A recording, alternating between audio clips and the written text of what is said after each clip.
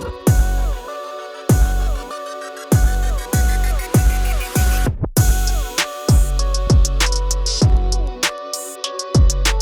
what's up guys, Kevin here. In this video, I want to talk to you guys about what I think makes an amazing terrain park. I've been lucky enough to snowboard around the world at lots of different parks. So I want to highlight for you guys what are the features that make a great terrain park, and just also share with you guys what are some of my favorite parks.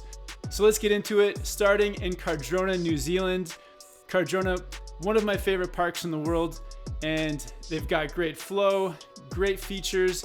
But the thing coming up, that's one of the things I look for in parks, is a great progression line. So in this line, there's a box, and then each feature actually just gets a little bit more difficult. So the next box is narrower and a bit longer.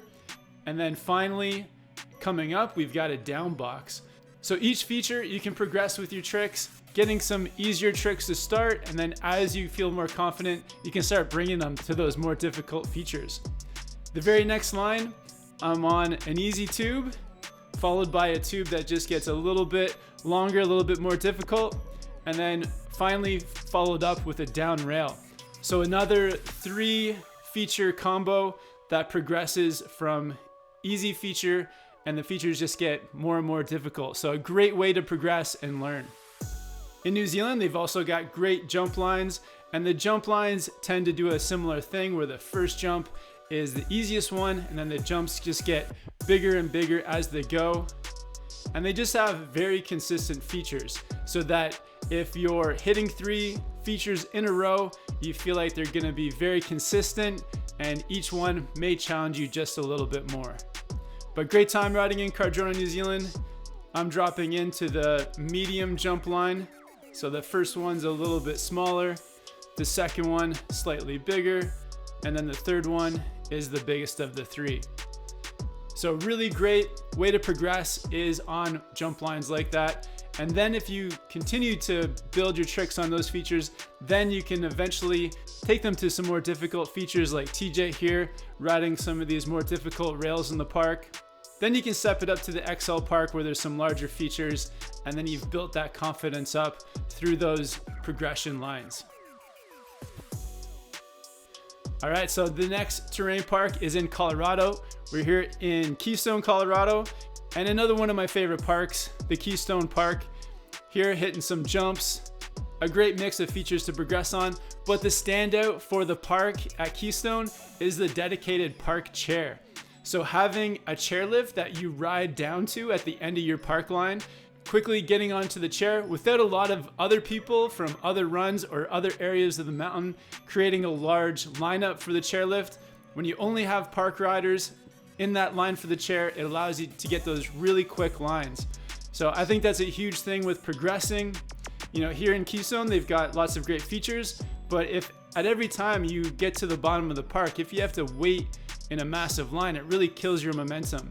Or if you have to ride to a different section of the mountain to get onto the chair to get back up. So one of the things that really stands out for me, especially here in Keystone, is their dedicated park chair. Next up, we got Bear Mountain in California, up riding with David, with TJ and Janice. And we had a great time riding this park. And of all the parks I've ridden, Bear definitely has the best flow.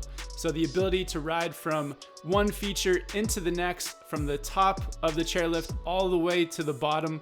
And with a flow like that through the park, you can definitely progress. Another big standout about the Bear Terrain Park is the ability to hit features from different angles.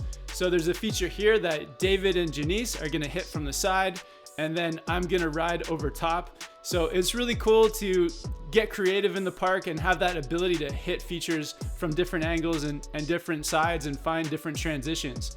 So that's the thing that stood out to me the most about Bear Mountain, was the ability to not only ride from one feature into the next, but to hit features from different angles and find different transitions.